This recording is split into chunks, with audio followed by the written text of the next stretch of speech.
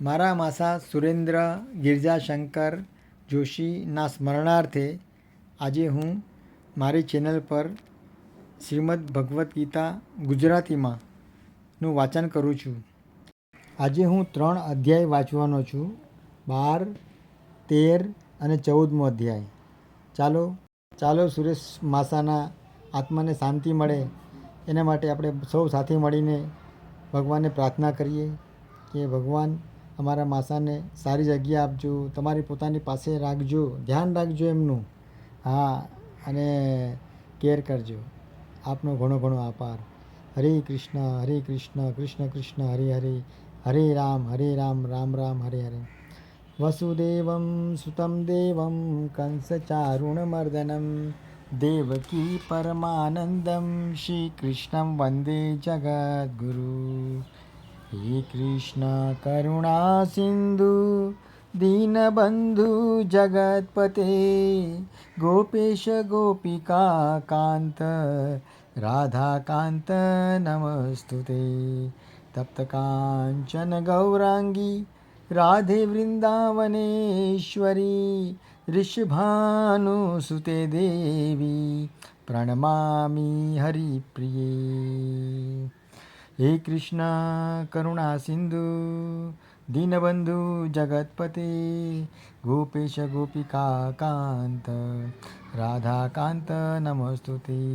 तप्तकांचन गौरांगी राधे वृंदावनेश्वरी वृषभानुसुते देवी प्रणमामि हरिप्रिये.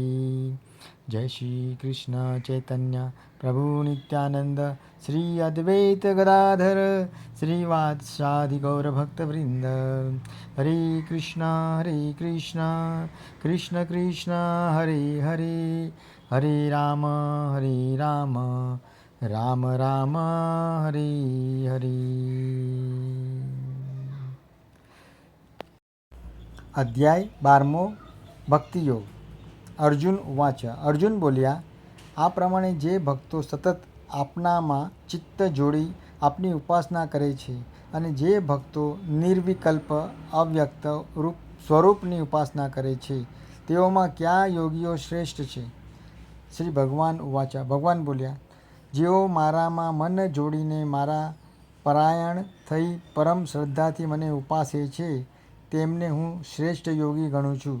પરંતુ બધી ઇન્દ્રિયોનો સંયમ કરી સર્વમાં સમભાવ ધારણ કરનારા અને સર્વ પ્રાણીઓના હિતમાં ગાયેલા જે મનુષ્યો મારા નિર્વિકાર, અવર્ણીય, અવ્યક્ત, સર્વવ્યાપક, અચિંત્ય, અચલ, અવિનાશી સ્વરૂપની ઉપાસના કરે છે તેઓ પણ મને જ પ્રાપ્ત કરે છે.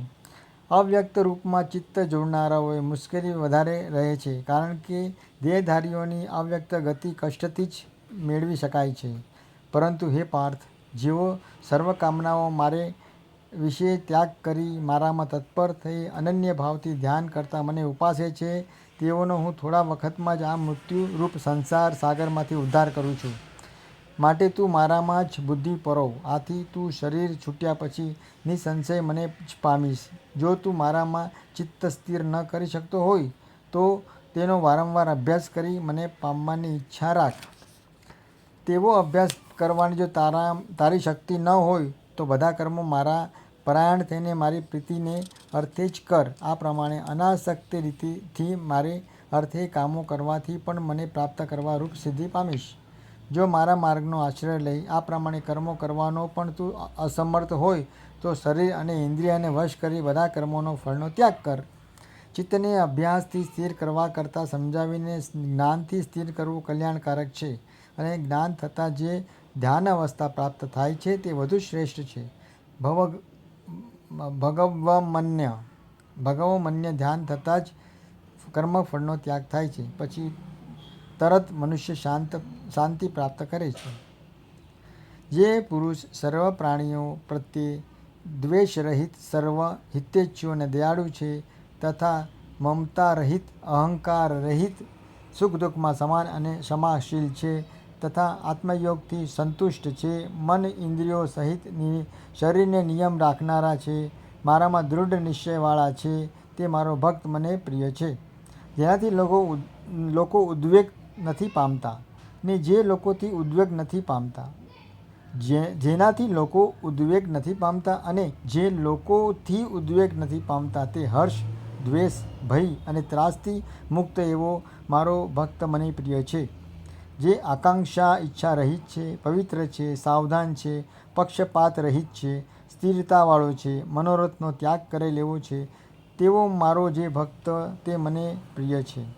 જે કદી હર્ષિત થતો નથી, દ્વેષ કરતો નથી, શોક કરતો નથી, ઈચ્છા કરતો નથી તથા જેણે શુભ તથા અશુભ કર્મના ફળનો ત્યાગ કરેલ છે તે ભક્તિયુક્ત પુરુષ મને પ્રિય છે. જે શત્રુ અને મિત્ર બંને સમાન રીતે વર્તે છે, માન અપમાન જેને સમભાવ છે, ટાઢ તડકો, સુખ દુઃખ વગેરે દ્વંદ્વો પણ જેના બંને સમાન છે, નિંદા અને સ્મૃતિમાં જે સરખો રહે છે ને તે બાબતમાં મૌન રહે છે, જે મળે તેમાં સંતુષ્ટ રહે છે, ગમે ત્યાં રહે છે, પોતાનું ઘર બાંધતો નથી, પોતાને રહેવા ઘરમાં તેને આસક્તિ નથી અને સ્થિર બુદ્ધિવાળો છે, તેવો ભક્ત મને પ્રિય છે. પરંતુ જે મનુષ્ય શ્રદ્ધાવંત થઈ મારા પરાયણ રહી ઉપર કરેલા ધર્મરૂપી અમૃતને નિષ્કામ ભાવે સેવે છે તે ભક્ત મને અતિશય પ્રિય છે. મિત્રો, આ સાથે આપણો અધ્યાય 12મો અહીંયા સમાપ્ત થાય છે. હવે લેશું અધ્યાય 13મો. ક્ષેત્રજ્ઞ યોગ. અર્જુન ઉવાચ. અર્જુન બોલ્યા, હે કેશવ, પ્રકૃતિ અને પુરુષ, ક્ષેત્ર અને ક્ષેત્રજ્ઞ તેમજ જ્ઞાન તથા જ્ઞેય એને હું જાણવા ઈચ્છું છું. ક્ષેપક. શ્રી ભગવાન ઉવાચ. શ્રી ભગવાન કહે છે, હે કૌંતેય, આ શરીર ક્ષેત્ર કહેવાય અને તેને જાણનાર તત્વજ્ઞાનીને ક્ષેત્રજ્ઞ કહે છે. હે અર્જુન, તો આ બધા ક્ષેત્રોમાં રહેલો મને ક્ષેત્રજ્ઞ જ જાણ. ક્ષેત્ર અને ક્ષેત્રજ્ઞના ભેદનું જે જ્ઞાન છે તે જ જ્ઞાન છે એવો જ મારો મત છે. તે ક્ષેત્ર શું છે, કેવું છે, કેવા વિકારોવાળું છે, સાથી છે તથા તેને જાણનાર કોણ છે, તેનો કેવો પ્રભાવ છે તે બધું સંક્ષેપમાં મારી પાસેથી સાંભળ. આ ક્ષેત્ર અને ક્ષેત્રજ્ઞનું તત્વ ઋષિઓએ અનેક પ્રકારે કહ્યું છે અને વિવિધ વેદમંત્રો દ્વારા દલીલો વડે નિશ્ચય કરાવનારા, બ્રહ્મની વ્યાપકતા બતાવનારા સૂત્રો વડે પણ આ તત્વ કહેવાયું છે. 5 મહાભૂતો અહંકાર, બુદ્ધિ, પ્રકૃતિ, 10 ઇન્દ્રિયો, મન, 5 વિષયો, ઈચ્છા, દ્વેષ, સુખ દુઃખ, અવયવોવાળા સ્થૂળ દેહનો પિંડ, તેમાં રહેલી ચેતના, ધૃતિ, આ પ્રમાણે વિકારો સહિત ક્ષેત્ર મેં તને સંક્ષેપમાં કહ્યું.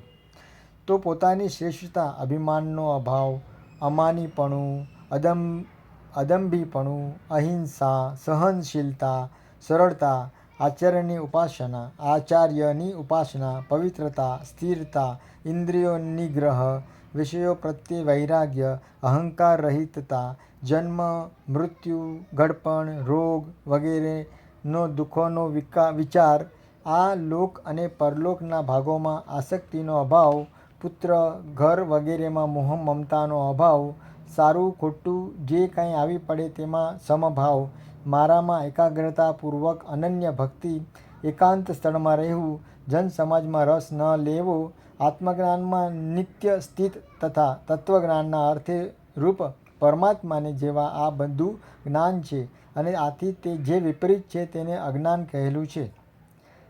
હવે જે જ્ઞેય એટલે જાણવા યોગ્ય છે તેને જાણીને મનુષ્ય પરમ આનંદ અનુભવે છે તે જ્ઞેય અનાદિ પરબ્રહ્મ જ છે. તે નથી સત કહી શકાતું કે નથી અસત કહી શકાતું. તે સર્વ બાજુએ હાથ અને પગોવાળું, સર્વ તરફ આંખો, મસ્તકને મુખવાળું, સર્વ બાજુએથી સંભાળનારું, લોકમાં સર્વ પ્રાણીઓમાં, શરીરોમાં સર્વ તરફ સર્વત્ર વ્યાપી રહેલું છે. તે બધી ઇન્દ્રિયો રૂપે દેખાય છે અને બધી ઇન્દ્રિયોના વિષયોને જાણનારું છે, છતાં સર્વ ઇન્દ્રિયોથી રહિત છે, તથા અસંગ હોવા છતાં સર્વ ધારણ કરનાર અને નિર્ગુણ હોવા છતાં ગુણોનો ભોગ કરનાર પણ છે. તે સર્વભૂતોની બહાર અને અંદર પરિપૂર્ણ છે અને ગતિવાળું પણ છે. તે સ્થિર પણ છે અને સૂક્ષ્મ હોવાથી ન જણાય તેવું છે, દૂર પણ રહેલું છે અને સમીપ પણ રહેલું છે. તેમજ સમસ્ત ભૂતોમાં આકાશની પેઠે એકરૂપ રહેલું હોવા છતાં વિભક્ત થઈને રહેલા જેવું જણાય છે. તે જાણવા યોગ્ય તત્વ સર્વ પ્રકાર પ્રાણીઓનું ધારણ પોષણ કરનાર, સંહાર કરનાર અને ઉત્પત્તિ કરનાર છે. તે જ્યોતિઓથી પણ જ્યોતિ પ્રકાશોને પણ પ્રકાશિત કરનાર અને અંધકારથી પણ કહેવાય. તે જ જ્ઞાન રૂપે છે, તે જ જાણવા યોગ્ય છે. એને જ્ઞાનથી જેને જાણી શકાય તે પણ તે જ અને સર્વના હૃદય અને બુદ્ધિમાં રહેલું છે. આ પ્રમાણે મેં ક્ષેત્ર, જ્ઞાન અને જાણવા યોગ્ય તત્વ સંક્ષેપમાં કહ્યું. મારો ભક્ત આ જાણીને મારા શરીરને પ્રાપ્ત થવા યોગ્ય બને છે. પ્રકૃતિ અને પ્રકૃત બંનેને તું અનાદિ જાણ અને રાગ, દ્વેષ વગેરે વિકારો અને ગુણોને પ્રકૃતિથી ઉત્પન્ન થયેલા જાણ. કાર્ય, કારણ અને કર્તાપણાનો હેતુ પ્રકૃત કહેવાય છે અને પુરુષ એટલે જીવાત્મા સુખ દુઃખના ભોગમાં હેતુ ગણાય છે. જીવાત્મા પ્રકૃતિમાં રહીને જ પ્રકૃતિથી ઉત્પન્ન થયેલા ગુણોને ભોગવે છે અને આ ગુણોનો સંગ જીવાત્માને ઊંચ નીચ યોનિમાં જન્મ થવામાં કારણ હોય છે. આ જીવાત્મા અથવા પુરુષ દેહથી પર હોવા છતાં દેહમાં સાક્ષી રૂપે રહેલો છે. તેમજ તે જ સર્વ ક્રિયાની અનુમતિ આપનાર, સર્વનું ધારણ પોષણ કરનાર, જીવરૂપે સુખ દુઃખનો ભોગતા અને બ્રહ્મા વગેરેને પણ સ્વામી હોવાથી પરમાત્મા પણ કહેવાય છે. જે આ પ્રમાણે પુરુષોને તથા ગુણોને એટલે વિકારો રહિત પ્રકૃતિને જાણે છે તે દરેક રીતે તેને કર્તવ્ય કર્મ કરતો છતાં ફરી જન્મતો નથી. આ પરમાત્માને કેટલા મનુષ્યો શુદ્ધ થયેલી બુદ્ધિથી ધ્યાન દ્વારા પોતાનામાં જુએ છે, કેટલાક જ્ઞાન યોગ દ્વારા અને કેટલાક કર્મયોગ દ્વારા જુએ છે. પરંતુ બીજા કેટલાક તો આ પ્રમાણે ન જાણવા છતાં પણ સંત પુરુષો પાસેથી ઉપદેશ લઈ ઉપાસના કરે છે અને તેઓ પણ મૃત્યુ રૂપ સંસારને તરી જાય છે. હે અર્જુન, જે કંઈ સ્થાવર તથા જંગમ વસ્તુ ઉત્પન્ન થાય છે તે બધું ક્ષેત્ર અને ક્ષેત્રજ્ઞ એટલે પ્રકૃતિ અને પુરુષના સંયોગથી થાય છે. જે પુરુષ નાશ પામી રહેલા બધા ચર અચર પ્રાણીઓ નાશરહિત અને સમાન રીતે રહેલા પરમેશ્વરને જુએ છે તે જ યથાર્થ જુએ છે. તે પુરુષ સર્વમાં સમભાવથી રહેલા પરમેશ્વરને સમાન રીતે જોતો પોતાના વડે પોતાનો નાશ કરતો નથી, અર્થાત રાગ, દ્વેષ વગેરે વિકારોને વશ થતો નથી અને તેથી પરમ ગતિને પ્રાપ્ત થાય છે. જે મનુષ્ય દરેક પ્રકારના કર્મોને પ્રકૃતિ દ્વારા જ થતા જુએ છે અને આત્માને અકારતા જુએ છે તે જ યથાર્થ જુએ છે. જ્યારે મનુષ્ય જુદા જુદા પદાર્થોને એક પરમાત્મામાં જ રહેલા જુએ છે અને તે પરમાત્મામાંથી જ સર્વનો વિસ્તાર થયેલો જુએ છે ત્યારે તે બ્રહ્મ પામે છે. હે કૌંતેય, અનાદિ તથા નિર્ગુણ હોવાથી આ અવિનાશી પરમાત્મા શરીરમાં રહેલો હોવા છતાં વાસ્તવિક રીતે પોતે કશું કરતો નથી ને કશાથી લેપાતો પણ નથી. જેમ આકાશ સર્વમાં રહેલું હોવા છતાં સૂક્ષ્મ હોવાથી લેપાતું નથી, તેમજ સર્વ દેહોમાં રહેલ આત્મા લેપાતું નથી. હે અર્જુન, જેમ એક જ સૂર્ય આ સંપૂર્ણ લોકને પ્રકાશિત કરે છે તે જ પ્રમાણે એક જ આત્મા સંપૂર્ણ ક્ષેત્રને પ્રકાશિત કરે છે. આ પ્રમાણે ક્ષેત્ર અને ક્ષેત્રજ્ઞ ભેદને તથા પ્રકૃતિ બંધનમાંથી મોક્ષ કેમ થાય છે તેને જેઓ જ્ઞાન દ્રષ્ટિથી જાણી લે છે તે પરમાત્માને પ્રાપ્ત થાય છે. આ સાથે આપણો 13મો અધ્યાય અહીંયા પૂર્ણ થાય છે. અધ્યાય 14મો, ગુણત્રય વિભાગ યોગ. શ્રી ભગવાન ઉવાચ. ભગવાન બોલ્યા, સર્વ જ્ઞાનોમાં જે ઉત્તમ જ્ઞાન છે જેનો અનુભવ કરીને મુનિઓ આ સંસારથી મુક્ત થઈને પરમ પદને પામ્યા છે તે જ્ઞાન હું તને કહીશ. આ જ્ઞાનનો આશ્રય લેવાથી તેઓ મારા સ્વરૂપને પ્રાપ્ત થાય છે. તેઓ સૃષ્ટિથી ઉત્પત્તિ વખતે પણ જન્મ પામતા નથી, તેમજ લય કાળે પણ તેઓ કશી વ્યાકુળતા થતી નથી. મારી અવ્યક્ત પ્રકૃતિને સર્વભૂતોની યોનિ છે તેમાં હું ચેતનના અંશરૂપ ગર્ભ મૂકું છું. હે ભારત, તેનાથી સર્વભૂતોની ઉત્પત્તિ થાય છે. હે કૌંતેય, સર્વ યોનિમાં જે પ્રાણીઓ ઉત્પન્ન થાય છે તે સર્વ ઉત્પત્તિનું સ્થાન મૂળ યોનિ મારી પ્રકૃતિ છે અને હું તેમાં બીજનું સ્થાપન કરનાર સર્વનો પિતા છું. સત્વ, રજ, તમ એ પ્રકૃતિથી ઉત્પન્ન થયેલા ગુણો અવિકારી જીવાત્માને શરીરમાં બાંધે છે. હે નિષ્પાપ અર્જુન, તેમાં સત્વગુણ નિર્મળ હોવાથી બુદ્ધિનો પ્રકાશ કરનાર અને આરોગ્યપ્રદ છે. તે જીવને કરાવે છે. હે અર્જુન, રાગ રૂપ રજોગુણ તૃષ્ણા અને આસક્તિથી ઉત્પન્ન થાય છે તે દેહીને કર્મો અને તેના ફળોની સાથે બાંધે છે. હે અર્જુન, પ્રાણીઓને મોહિત કરનારને તમોગુણ અજ્ઞાનથી ઉત્પન્ન થાય છે અને જીવાત્માને પ્રમાદ આળસ નિંદ્રા વડે બાંધે છે. હે અર્જુન, સત્વગુણ સુખમાં જોડે છે, રજોગુણ કર્મમાં જોડે છે અને તમોગુણ જ્ઞાનથી ઢાંકી દઈને પ્રમાદમાં જોડે છે. હે ભારત, રજોગુણ અને તમોગુણને દબાવીને સત્વગુણ ઉપર આવે છે. સત્વગુણ અને તમોગુણને દબાવીને રજોગુણ તેમજ સત્વગુણ અને રજોગુણને દબાવીને તમોગુણ ઉપર આવે છે. જે વખતે આ દેહમાં તથા અંતઃકરણ અને ઇન્દ્રિયોમાં જ્ઞાન અને વિવેક શક્તિ ઉત્પન્ન થાય છે ત્યારે સત્વગુણની વૃદ્ધિ થઈને એમ સમજીને જાણી લેવું. જો આપણે સત્વગુણ વિશે પાછું બોલું છું, જે વખતે આ દેહમાં તથા અંતઃકરણ અને ઇન્દ્રિયોમાં જ્ઞાન અને વિવેક શક્તિ ઉત્પન્ન થાય છે ત્યારે સત્વગુણની વૃદ્ધિ થાય છે એમ જાણવું. હવે હે અર્જુન, રજોગુણ વધે છે ત્યારે લોભ, પ્રવૃત્તિ, સકામ ભાવથી કર્મોનો આરંભ, અશાંતિ અને વિષ ભોગોથી ઈચ્છા ઉત્પન્ન થાય છે. હે કુરુનંદન, તમોગુણ વધતા અંતઃકરણ અને ઇન્દ્રિયોમાં અપ્રકાશ, કર્તવ્ય કર્મોમાં અપ્રવૃત્તિ અને પ્રમાદ, નિંદ્રા તથા મોહ ઉત્પન્ન થાય છે. સત્વગુણની જ્યારે વૃદ્ધિ થઈ હોય ત્યારે દેહધારી પ્રાણી મૃત્યુ પામે તો ઉત્તમ જ્ઞાનીઓના નિર્મળ લોકને પામે છે. રજોગુણમાં મૃત્યુ થાય તો તે જીવ કર્મોની આસક્તિવાળા લોકમાં જન્મે છે તથા તમોગુણમાં મૃત્યુ પામનાર મૂઢ યોનિમાં જન્મ પામે છે. સત્કર્મનું ફળ સાત્વિક અને શુદ્ધ હોય છે, રાજસ કર્મોનું ફળ દુઃખ અને તમસ કર્મોનું ફળ અજ્ઞાન હોય છે. સત્વગુણથી જ્ઞાન ઉત્પન્ન થાય છે, રજોગુણથી નિસંદેહ લોભ તથા તમોગુણથી પ્રમાદ અને મોહ થતા તેથી અજ્ઞાન ઉત્પન્ન થાય છે. સાત્વિક મનુષ્યો ઉચ્ચ ગતિને પામે છે, રાજસી મનુષ્યો મનુષ્યલોકમાં રહે છે અને તામસી મનુષ્યો અધોગતિને પામે છે. જ્યારે જ્ઞાની મનુષ્ય 3 ગુણો સિવાય બીજો કોઈ કર્મોને કરતા નથી તેમ જુએ છે અને તે પોતાને ગુણથી ઉપર રહેલો જાણે છે ત્યારે તે મારા સ્વરૂપને પ્રાપ્ત થાય છે. પુરુષ આ સ્થૂળ શરીરની ઉત્પત્તિ કારણ રૂપ 3 ગુણો તરી જઈને જન્મ, મૃત્યુ, વૃદ્ધાવસ્થા અને સર્વ પ્રકારના દુઃખોથી મુક્ત થઈને પરમ સ્વરૂપને પ્રાપ્ત થાય છે. અર્જુન ઉવાચ, અર્જુન બોલ્યા, હે પ્રભુ, આ 3 ગુણોથી પર થયેલા મનુષ્યના કેવા લક્ષણ હોય છે, તેને કેવો આચાર હોય છે અને તે કયા ઉપાયથી મનુષ્ય આ ત્રણથી પણ થઈ શકે છે, ત્રણથી પર થઈ શકે છે. શ્રી ભગવાન ઉવાચ, શ્રી ભગવાન બોલ્યા, હે અર્જુન, જે પુરુષ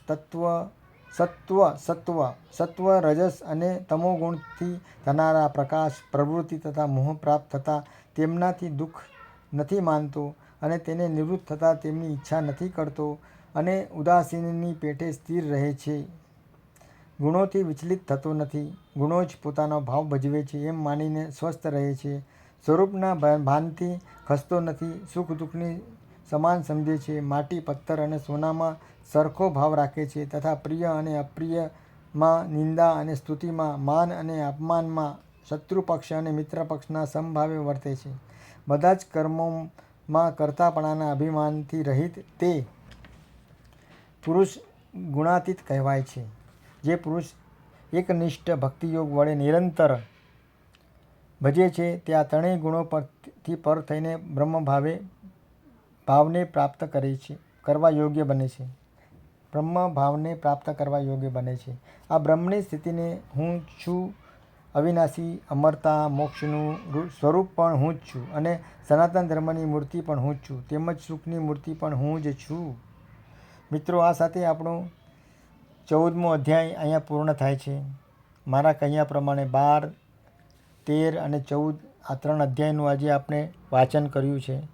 આ સાથે મારા માસા સુરેન્દ્ર ગિરિજાશંકર જોશી, એમના આત્માને પ્રભુ શાંતિ આપે. જો આ ચિત્રમાં દેખાય છે એ રીતે એમને પોતાની પાસે રાખે, વૈકુંઠમાં પોતાના વાહનમાં, પોતાના યાનમાં વૈકુંઠમાં લઈ જાય અને એમને સારા જગ્યા આપે, એમને મોક્ષ, એમને જે જોઈએ એ પ્રમાણે પ્રાપ્તિ મળે.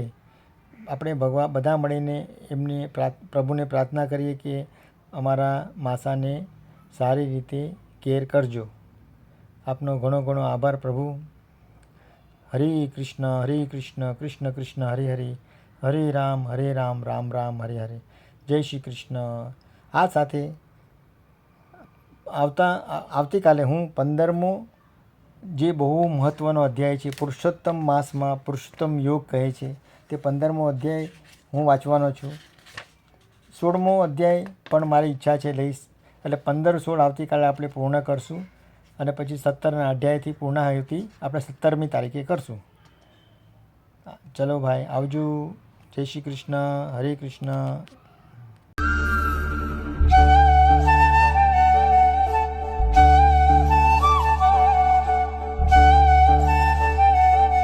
મારા નાનાનું કામ તમે લોકોને સારું લાગે તો આ ચેનલ લાઈક, શેર અને સબસ્ક્રાઈબ કરો અને કોમેન્ટ બી કરજો. હરે કૃષ્ણ.